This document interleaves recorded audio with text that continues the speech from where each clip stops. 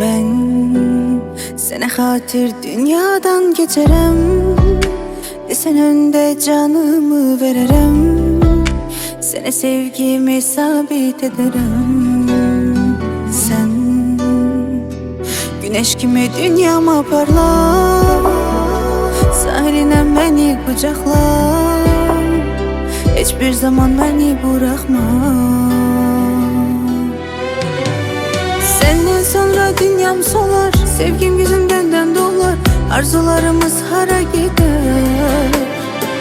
Bilirim ki kalacaksan, bil teki sen biteceksen, bütün kederlerimi içime çeksem. Senden sonra dünyam solar, sevgim yüzünden dolar, arzularımız hara gider. Bilirim ki kalacaksan, bil teki sen biteceksen, bütün kederlerimi içime çeksem.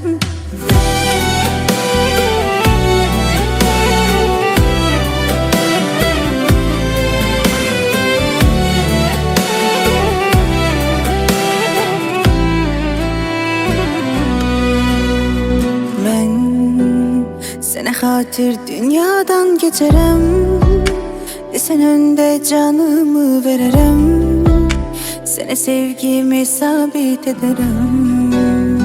Sen güneş gibi dünyama parla, sahiline beni kucakla, hiçbir zaman beni bırakma. Senden sonra dünyam solar, sevgim yüzünden dolar, arzularımız hara gider. Bilirim ki kalacaksan, bil teki sen biteceksen, bütün kederlerimi içime çeksem. Senden sonra dünyam solar, sevgim yüzünden dolar, arzularımız hara gider.